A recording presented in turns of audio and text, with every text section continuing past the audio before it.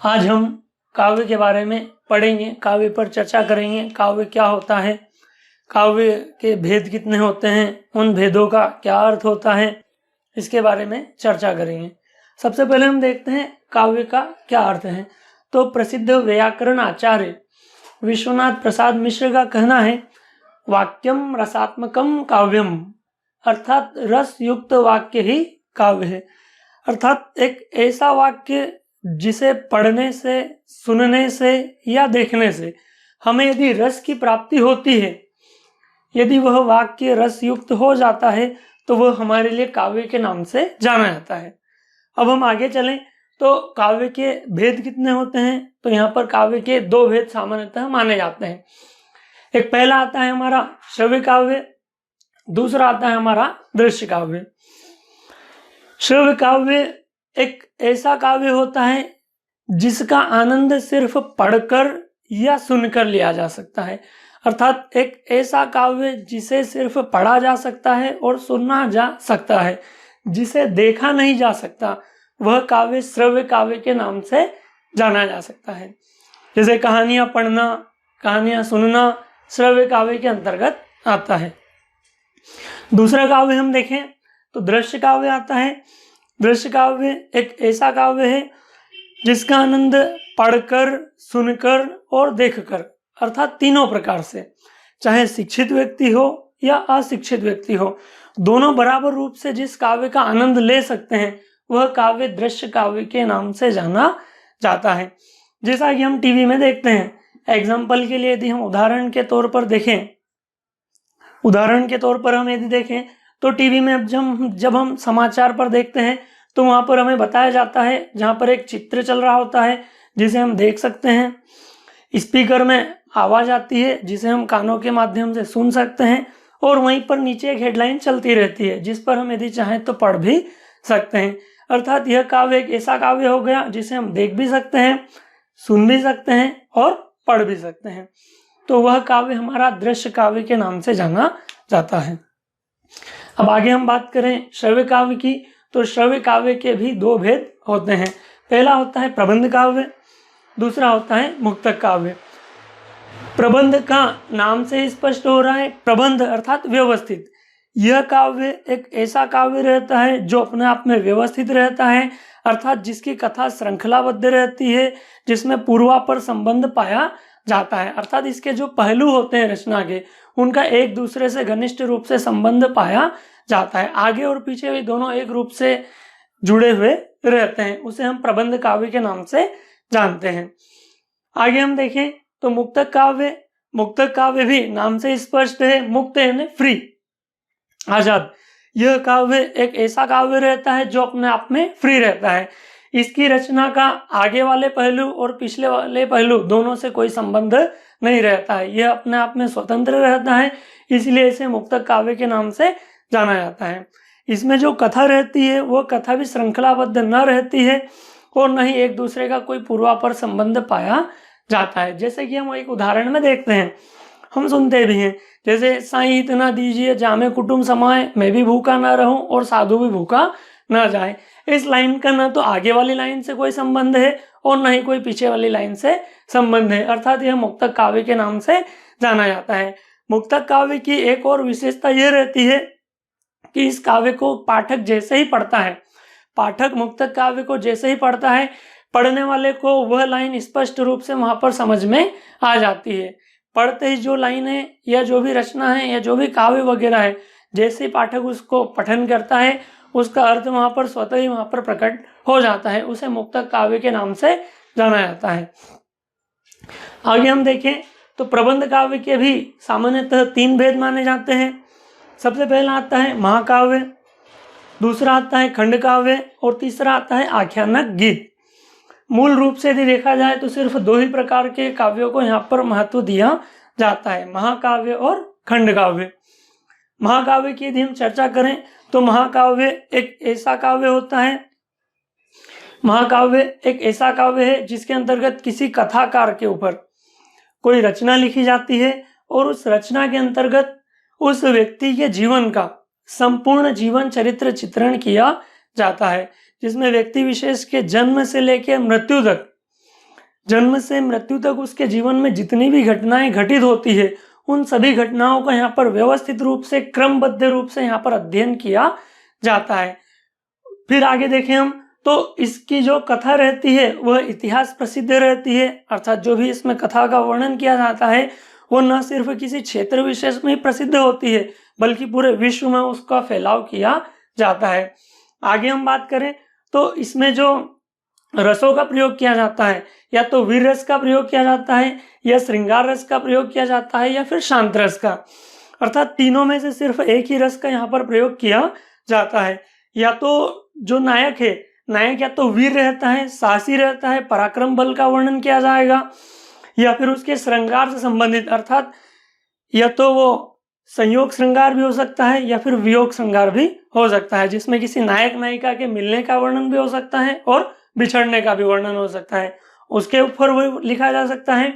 और तीसरा आता है शांत, अर्थात व्यक्ति का जब हृदय शांत हो जाता है, स्थिर हो जाता है, तो उसके ऊपर कोई यदि रचना लिखी जाती है तो वो शांत रस के अंतर्गत मानी जाती है। फिर आगे हम देखें तो महाकाव्य की एक यह भी विशेषता है कि कम से कम इसमें 8 सर्ग होना अनिवार्य है। अब यदि हम सर्ग की बात करें तो सर्ग का अर्थ होता है यहाँ पर भाग। महाकाव्य जो लिखा जाता है उसके लिए कम से कम यहाँ पर 8 भागों का होना इसमें अनिवार्य रहता है। जब तक इसमें 8 भाग न रहते हैं तब तक वो महाकाव्य के नाम से नहीं जाना जाता है। फिर आगे हम बात करें तो महाकाव्य के अंतर्गत अनेक प्रकार के छंदों का यहाँ पर एक साथ प्रयोग किया जाता है। अनेक प्रकार के छंदों का प्रयोग इसलिए किया जाता है क्योंकि जन्म से लेकर मृत्यु तक कई प्रकार की घटनाओं का वर्णन होता है, और जन्म से लेकर मृत्यु तक कई प्रकार की घटनाओं का वर्णन होने के लिए यहाँ पर अलग अलग प्रकार के छंदों का यहाँ पर प्रयोग किया जाता है। फिर आगे हम यदि देखें तो महाकाव्य में कुछ प्रसिद्ध महाकाव्य हैं। इसमें सबसे पहला आता है रामचरितमानस। मैं आपको एक बात बता दूं, रामचरितमानस में यदि सर्गों की बात की जाए तो यहाँ पर रामचरितमानस में सिर्फ 7 सर्ग हैं, लेकिन तुलसीदास जी के द्वारा रामचरितमानस जो प्रभु श्री राम जी के ऊपर लिखा गया है, जिसमें प्रभु राम के जन्म से लेकर मृत्यु तक का वर्णन किया गया है, वो व्यवस्थित रूप से किया गया है, सटीक रूप से किया गया है। क्रमबद्ध रूप से जब किया गया तब उसको यहाँ पर जनमानस में प्रसिद्धता मिली और इसी कारण इसे महाकाव्य की संज्ञा दी गई है। अर्थात यह खंड काव्य होते हुए भी महाकाव्य के अंतर्गत शामिल किया जाता है। आगे हम देखें तो पृथ्वीराज रासो एक महाकाव्य है। हिंदी साहित्य का जो पहला महाकाव्य माना जाता है उसे जो है पृथ्वीराज रासो को माना जाता है, जो कि चंद बरदाई के द्वारा लिखा गया है। फिर एक और महाकाव्य की बात करें तो प्रिय प्रवास आता है। प्रिय प्रवास एक ऐसा महाकाव्य है जो हिंदी साहित्य में खड़ी बोली का प्रथम महाकाव्य माना जाता है, जिसके रचयिता हरिप्रसाद ओध जी हैं। अयोध्या प्रसाद हरि ओध जी, जिनके द्वारा प्रिय प्रवास की रचना की गई है। अब यदि हम आगे देखें तो खंड काव्य। खंड काव्य से आशय देखें तो खंड का मतलब होता है टुकड़ा, अर्थात एक ऐसा काव्य जो अपने आप में पूर्ण न हो वह खंड काव्य के नाम से जाना जाता है। खंड काव्य एक ऐसा काव्य रहता है जिसके अंतर्गत किसी भी नायक के ऊपर जब किसी कथा का वर्णन किया जाता है या रचा जाता है तब उस नायक के जीवन के किसी एक पहलू विशेष का यहाँ पर अध्ययन किया जाता है, चाहे वो पहलू सामाजिक हो, आर्थिक हो, धार्मिक हो, राजनीतिक हो या किसी भी प्रकार से संबंधित हो सकता है। जब किसी व्यक्ति के जीवन के किसी एक ही विशेष पहलू का व्यवस्थित रूप से अध्ययन किया जाता है तब उसे खंड काव्य के नाम से जाना जाता है। फिर यदि हम देखें तो खंड काव्य वैसे तो छोटा होता है, लेकिन यह अपने आप में एक पूर्ण काव्य होता है। खंड काव्य छोटा होते हुए भी महाकाव्य के भाग नहीं माना जाता है, क्योंकि इसकी रचना अपने आप में ही पूर्ण मानी जाती है। फिर यदि हम देखें तो इसकी जो कथा होती है वो लगभग इतिहास प्रसिद्ध तो होती है, लेकिन इसकी हम सभी जो कथाएं हैं या जो सभी रचनाएं हैं उन सभी को हम यहाँ पर इतिहास प्रसिद्ध के नाम से नहीं जान सकते हैं। फिर आगे हम बात करें तो खंड काव्य के अंतर्गत या तो जो नायक रहता है या जो भी कथाकार रहता है जिसके ऊपर किसी कथा का वर्णन किया जा रहा होता है उसमें या तो श्रृंगार रस का वर्णन किया जाएगा या फिर करुण रस का प्रयोग यहाँ पर मुख्य रूप से देखा जाता रहता है। फिर आगे हम बात करें तो खंड काव्य में जो सर्ग रहते हैं वो न्यूनतम 1 सर्ग रहता है और अधिकतम यहाँ पर 7 सर्ग माने गए हैं। अर्थात खंड काव्य एक ऐसा काव्य रहता है जिसमें कम से कम एक और अधिक से अधिक 7 सर्गों का यहाँ पर प्रयोग किया जाता है। फिर आगे हम बात करें छंदों की, तो खंड काव्य में जब किसी व्यक्ति विशेष के एक ही जीवन के पहलू का अध्ययन होगा तो स्वाभाविक है कि वहां पर एक ही छंद का प्रयोग किया जाता है। अब यदि हम कुछ उदाहरण देखें तो प्रसिद्ध है उदाहरण में जैसे पंचवटी है, हल्दी घाटी का युद्ध है, जयद्रथ वध है, सुदामा चरित है। ये कुछ यहाँ पर प्रमुख विशेषकर खंड काव्यों को लिया जाता है। इसी प्रबंध काव्य का जो तीसरा भाग होता है, तीसरा जो भेद होता है, वह आख्यानक गीत के नाम से जाना जाता है। सामान्य तौर पर इसका प्रचलन अब हमें देखने को नहीं मिलता है। आख्यानक गीत, खंड काव्य और महाकाव्य, ये जो 2 काव्य रहते हैं, इन दोनों से काव्यों से भिन्न एक अलग से रचना होती है। इसके अंतर्गत जो कहानी रहती है उस कहानी को पद्य रूप में यहाँ पर दर्शाने का कार्य किया जाता है। इसमें अधिकांशतः शौर्य, पराक्रम, वीरता आदि की जो रचनाएं वगैरह रहती है उसे पद्य रूप में दर्शाने का कार्य किया जाता है। जैसे देखा जाए तो उदाहरण के लिए झांसी की रानी, जो लगभग हम सभी ने पढ़ा है, सुभद्रा कुमारी चौहान के द्वारा रचित है। फिर रंग में भंग, जो कि मैथिली शरण गुप्त जी के द्वारा यहाँ पर रचित एक रचना है, जिसे आख्यानक गीत या प्रगीत के नाम से भी जाना जाता है। अब यदि हम आगे बात करें तो जो मुक्तक काव्य होता है, मुक्तक काव्य के भी यहाँ पर 2 भेद होते हैं। पहला होता है पाठ्य मुक्तक, दूसरा आता है गेय मुक्तक। पाठ्य मुक्तक एक ऐसा काव्य रहता है जिसमें विषय की प्रधानता रहती है और भाव प्रधानता के आधार पर इसका वर्णन किया जाता है। इसके अंतर्गत जो भी पाठक वगैरह रहता है वो भाव विशेष को ध्यान में रखते हुए उस कथा का श्रवण करता है और पठन करता है। उदाहरण के तौर पर देखा जाए तो यहाँ पर दोहे वगैरह यहाँ पर मुख्य रूप से प्रयोग में लाए जाते हैं। यदि आपने तार सप्तक वगैरह पढ़े हो तो तार सप्तक की जितनी भी रचनाएं हैं लगभग वो सभी की सभी यहाँ पर पाठ्य मुक्तक के अंतर्गत दर्शाई गई है। फिर अगले हम बात करें तो गेय मुक्तक होता है। गेय मुक्तक एक ऐसा काव्य होता है जिसमें संगीतात्मकता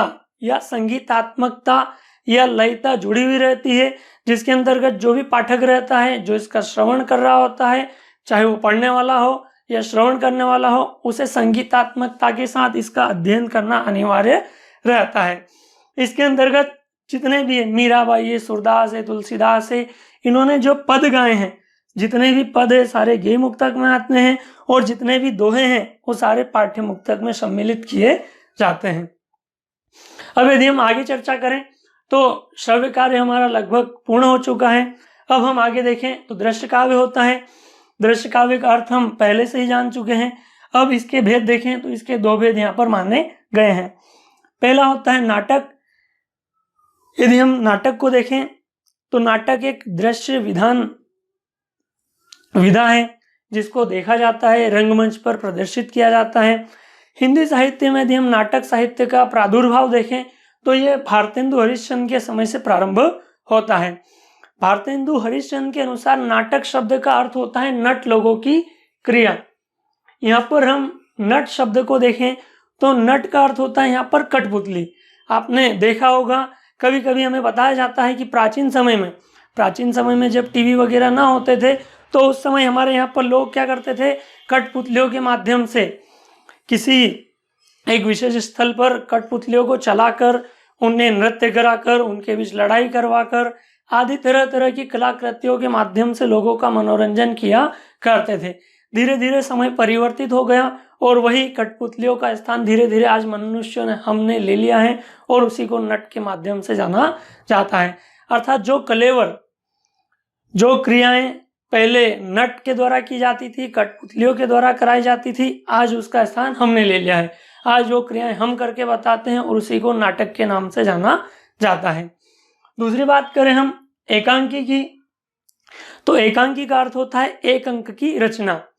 एकांकी एक ऐसी रचना होती है, काव्य रचना, जो सिर्फ एक ही अंक के ऊपर आधारित रहती है, जिसको देखा जाए तो उसके अंतर्गत यदि हम देखें तो आज वर्तमान समय में लगभग हर मनुष्य यह चाहता है कि आज कम से कम समय में अधिक से अधिक मनोरंजन और ज्ञान की प्राप्ति कर सके, और उसकी इसी ज्ञान और मनोरंजन की, ज्ञान की जो प्रवृत्ति है, जानने की जो प्रवृत्ति है, जिज्ञासा की प्रवृत्ति, उसे पूरा करने के लिए यहाँ पर एकांकी का निर्माण किया गया है।